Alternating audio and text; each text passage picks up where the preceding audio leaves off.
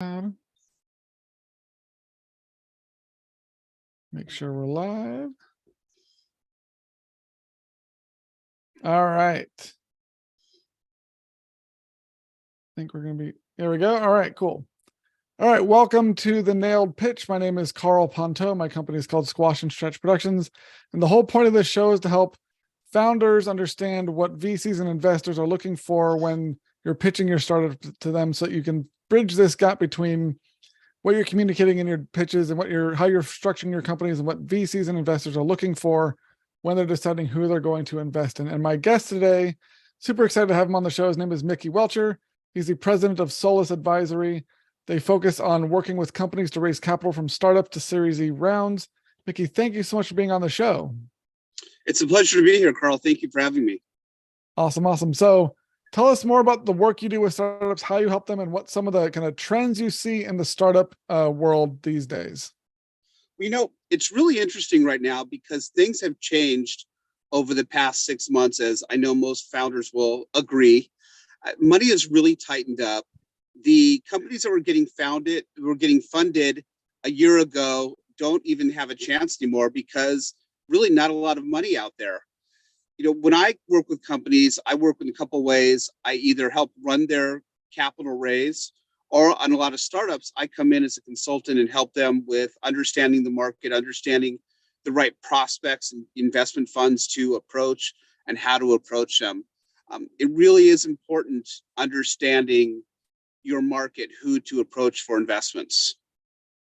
Yeah, and I think just the timing as well is very tricky. A lot of times, if you approach an investor at the wrong point in your business, on a variety of factors, and it can definitely dictate like the sort of terms you get, and so there's definitely a lot of care that needs to be taken into about who you approach and how much you ask for and when you approach it. So when it comes to the startups you've interacted with, what are some of the common mistakes you see people make that it pains you to see it because it's totally avoidable, and if people just kind of knew what to look out for, they could avoid these things that kill their fundraising efforts? One of the biggest things I hear all the time from companies that come to talk to me is, we've been talking to VCs and they say, come see us when this is done, or come see us when you get to this point. And that's what I was talking about earlier. That's when I tell them, you're talking to the wrong VCs. You need to be talking to the VCs that are specifically investing in your space and the time of your company, where you are in the stage of your company. Because everyone thinks the big VCs, the Andreessen Horowitz and the Bain Capital, they all want to go to these big ones, and they don't also realize that they're writing $50+ million checks. And so if you want $1 million, they're not interested. They don't have the bandwidth to look at that nor the desire. Another thing that's really, really important, and I tell this to all my clients, you can have a great product and a great idea, but if you don't have a great story, you can't get the point across. And having that professionally done pitch deck, having that story that translates, so when someone hears it, they want to hear more. Those are two of the really big mistakes I see startups do that really does hurt their chances, because once you approach a VC, they make notes. And a lot of times you may change, but they say, oh, we already said no, and you're out.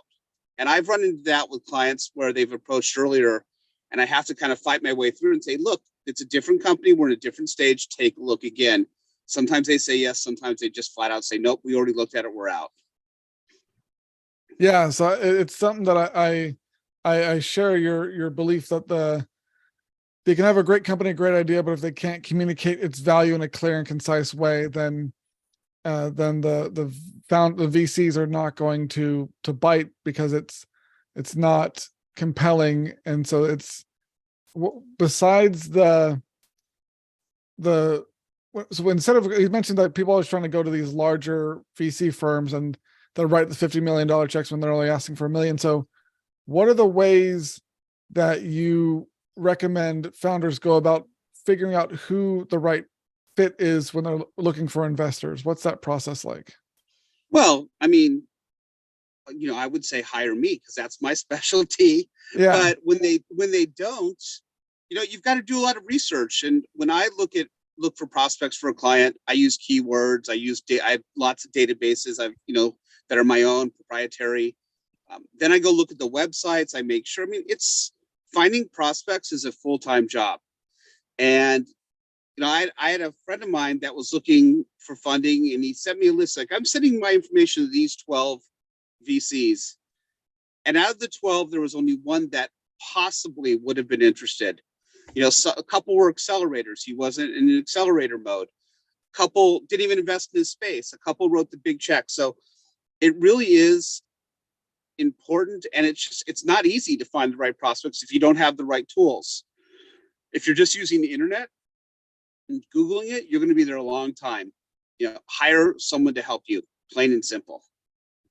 Yeah, so I was going to ask, like, you meant, like, how many hours it takes, but you kind of mentioned it's a full-time job. So, like, what's kind of the how much of it, like, is this like a 40 hours a week? Is this 80 hours a week? Like, when you say full-time job in the startup world, that can be all sorts of different, like, hours. So, like, how many hours do you think do you spend working on, like, this, on doing this sort of research, just so that the founders that think, oh, I can just do it myself, go, oh my gosh, I don't actually have another 30 hours in the week to do this.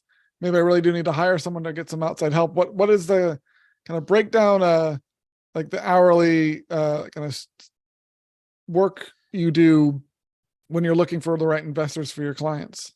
Number one, my database grows daily, and I have it set up so it's easier for me to punch in keywords and bring up all the companies and all the contact information I have. That just comes from dealing with all these firms and building relationships. But even still, honestly, to do a prospect list, depending on the company, and it could take 4 to 10 hours for me. And I have the tools, I have the databases to get the information very quickly. Yeah. The hard part is going through each website, going through descriptions, making sure they're a fit. That's where the hard part. Doing the search isn't that hard, but if I bring up 400 companies, well, not all 400 are going to be in that area that we're looking for, and I have to actually go through and look at each one to find out the right ones. And usually a prospect list for me, it's about 100 to 150 prospects of venture capital, strategic partners, family offices, private equity, those type of institutions. But yeah, if you don't have the tools, I don't even know how long it would take, because I know how long it takes me with the tools.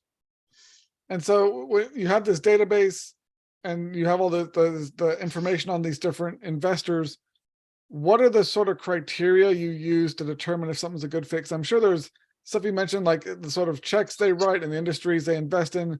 I'm sure there's also kind of a personality or a kind of the character of the people at the firm as well. Because in the end, you're basically, the founders and these investors are going to be working together for a number of years. You want to make sure that the personalities don't clash. So does that factor into your work at all when it comes to who you recommend people reach out to?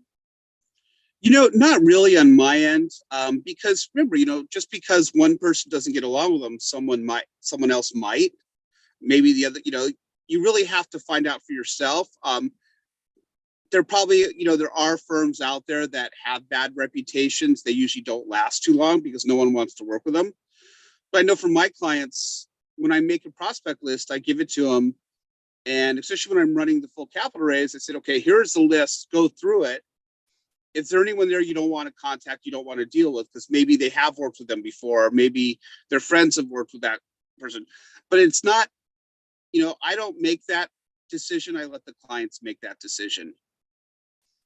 That makes sense. And so what's kind of the first kind of few interactions you have with your clients? What is it like when how do you kind of get to know your clients and make sure they know what they're getting into when if they're considering doing the first big raise after they're kind of self-funding, they're doing a pre-seed or something like that? What's sort of the questions you ask them that they need to be kind of, what do you wish people knew ahead of time or have it ready before they come talk to you, kind of make sure they're prepared? Well, okay, that's a great question. Number one, you need to have a good pitch deck. And I know it's expensive. And I know, startups, it's hard. You don't want to spend money, but the pitch deck is one of the most important things you need because it has to be compelling without giving away everything. And I see some decks that have too much information and some decks that don't have enough information.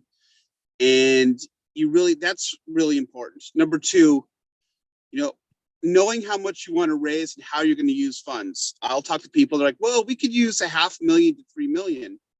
Okay, well, how are you going to use it? Well, not sure. Or not sure, not knowing the actual capital raise. These are all questions that really need to be, not only do you know the answer, but how you're going to use it, why you need that much, because they're going to ask. And if you don't have an answer, they're just going to move on. The VCs are so busy. They see so many decks that just getting the meeting is hard enough. If you don't have all the information, then they're just going to end it and move on. So what's having a strong pitch deck is important. And is there any my previous guest was Morvarid Salapur, you probably know her, but she talked a lot about like the legal issues that often derail things. Is there a certain do you look into the legal prerequisites before you start working with someone, or what some of the other things that you see often that derail, like when the VC's looking at an opportunity? What are some of the issues you see them often cite as reasons why they're going to not go forward? Well, I always tell my clients, okay, we sit down, who's your attorney? Who's your accountant? If you have revenue coming in, or if you need an accountant, having that team put together, especially you have to have an attorney because there's security laws and they need to be part of the whole process. So having the proper attorney is a must have. VCs, the investors just want to see that you have your act together. It's not just, hey, I'm going to do this and I've got some friends. They want to see a team. They want to see that you're taking this seriously. This is a real business. And I know most founders will say, of course it's a real business, but having that team set up, maybe having a good board of directors with, the people that have a name that the VCs can look, oh, wow, these are good people on their team. Just being prepared and taking that business to the next step, because these are people that are going to invest their clients' money. So they have to explain to their clients why they invested in you. And if it goes wrong, why they invested in you. So it's important to dot your I's and cross your T's and really have it set up. And, I remember in college, I started a wholesale food business and I did everything, but, this is the real world of business. And you really have to be prepared and have your full team ready, and the plan of how you're going to get to your market, how you're going to get to the first stage and the second stage, and just everything detailed. Yeah, one of the things I've been seeing a lot in articles and talking with other people in the startup world that have some experience is that there's this need to have or be able to show more traction, and that there's different sorts of traction that depending on your business and the stage that the VCs are going to be looking for, that help them understand that you have like a legit viable business here. What have you seen when it comes to the sort of traction that different investors are really looking for? That really goes back to my earlier, comment about having the right prospects that you're marketing to, because there are I've got a connection with a firm that they're a big investor in biotech, pharmaceutical, but they want to see the product actually get through all the government trials and on the market. So they're looking for revenue. There are some funds that they want to be in during animal testing before you go to phase 1 clinical trials. So every fund is going to have their different parameters of what they want. So if you're trying to sell a startup software company to a company that their minimum revenue is $2 million, before they'll fund it, it's not a fit. So yeah, there are those that will say we're looking for traction, but there are plenty of those that are saying, we want to be the first check. We want to be there to help you get the traction, to help you get to those stages. Interesting. Yeah, it's I know that there's a kind of overarching term that just helps show that there's a product market fit and the business is viable, but it does make sense that there's, depending on the fund, they're going to have different qualifications or different criteria for what they'll accept as traction, or what sort of traction they're looking for. Correct. Yep. And that's, again, that comes down right back to where I start, is knowing where you are on your process and making sure the funds you're talking to are looking at that same stage of your business. And so what are some of the things that you like, what's one thing you wish all startup founders knew when they're first kicking off, like I have the idea, like, hey, I want to start a business. What is something you wish they all kind of knew before they knew it, or before they started? Oh, that's another good question. Number one, they're going to have to work hard to raise money, harder than they ever thought is possible. Every founder thinks they have this amazing idea, and a lot of them do. And a lot of them are ahead of their time, and it's frustrating when you see a really good company and you don't understand why they're not getting funded. And then a year later, other companies like that are getting funded. That happens. Things that founders really need to understand, again, it's, how to talk about your company, how to be able to sell your company to investors, how much you're going to work at raising capital. You're going to be on the phone all the time. When you're raising $500,000, you got to do it yourself. You can have people like me help you with a prospect list, but you're pretty much making the calls and talking to the VCs because you're early stage. They want to talk to you. And one of the biggest things, and I know everyone talks about it, but people still do it, when you do a presentation and you put up your PowerPoint, please don't read the PowerPoint. Fill in the gaps. I cannot tell you how many times, and I think what happens is people just get nervous, and they're passionate about their business. They want to say everything, and they get nervous, and they start reading the PowerPoint, and you automatically lose your audience, because we all can read. Yeah, I see that a lot when I go to a lot of these little, like, these pitch fest, like Zoom events, where people get like a couple minutes to pitch, and you can see they're so excited about their idea. They're really, but then they get just way into the weeds on all the details and the jargon and the stuff that they understand and they really care about, but they forget that everyone else in the room is not nearly as invested or doesn't understand it as well as they do. And so it gets, people lose interest because it's kind of like drinking from a fire hose almost, with all like the information they're trying to communicate in that first 2 minutes. And it's unfortunate because you can see there's potential, but it's likely not going to go anywhere because of just the execution on these elements of fundraising and building the business the right way. It's hard as a founder, like you said, and I said, you're excited about your company. You're in front of people that can help take you to the next step. And, the last thing you want to do is go home and say, oh my God, I wish I had said that. Why didn't I say that? But, it's kind of like a first date, that you want to tell the investor enough to get them interested that they want a second date. They want a second call. Yeah. I work with a lot of biotech companies, and I always talk to the founders. They're usually scientists. And we usually go over things like, when we have our first call, don't talk science unless they specifically ask you a science question. Don't talk science.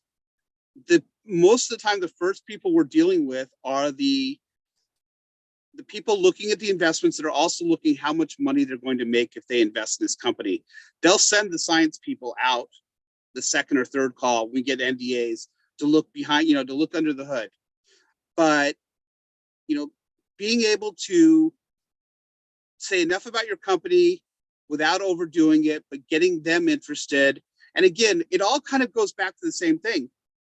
Being able to articulate your story in a way that gets that second meeting. And again, I keep going back to the two most important things: having a good story, being able to tell your story, and having the right prospects.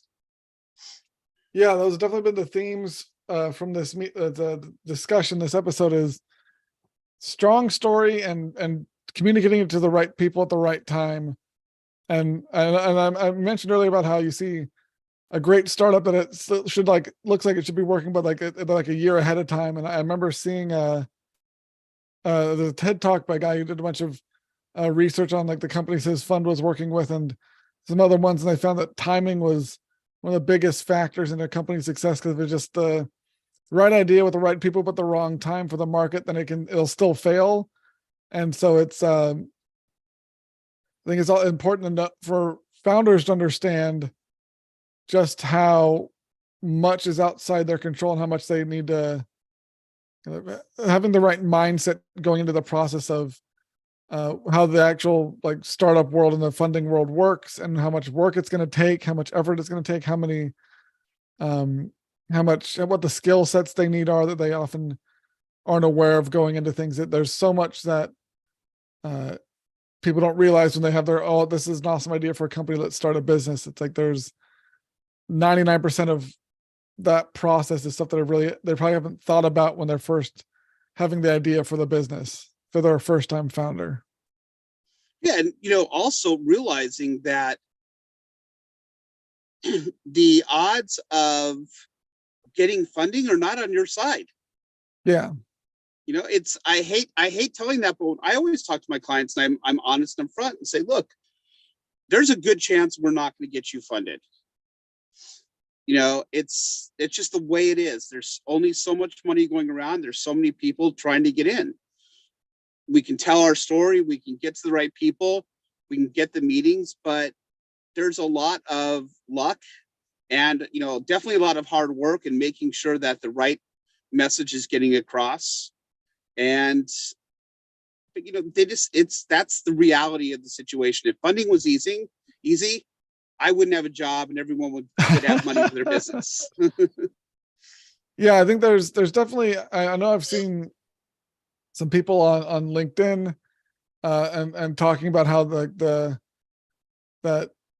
funding's not the only route to grow a startup, but you can try and like bootstrap it and kind of grow it organically and just get more clients and build it through your kind of self-fund it that way.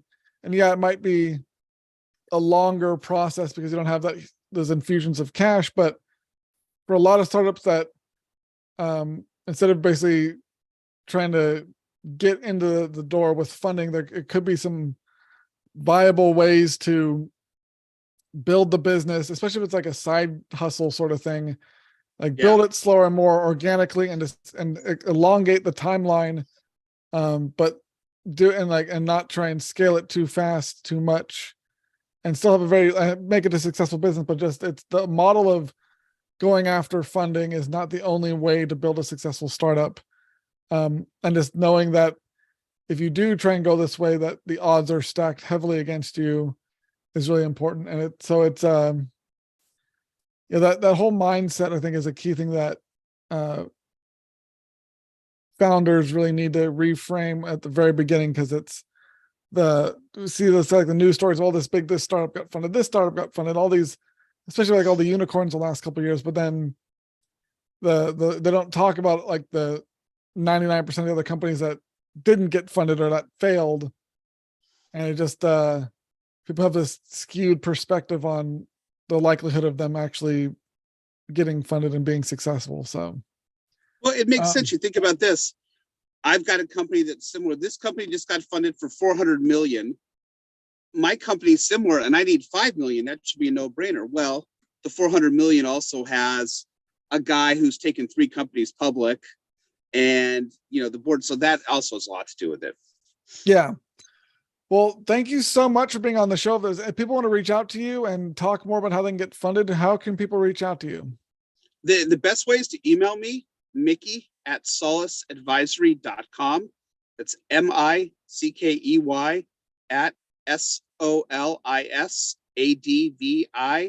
@SOLISADVISORY.com. My website, solisadvisory.com, has a lot of information about how I help companies, and love talking to new founders and helping them out. Awesome. Well, thank you so much for being on the show and have a great rest of your day. Thank you very much, Carl. It's been a pleasure.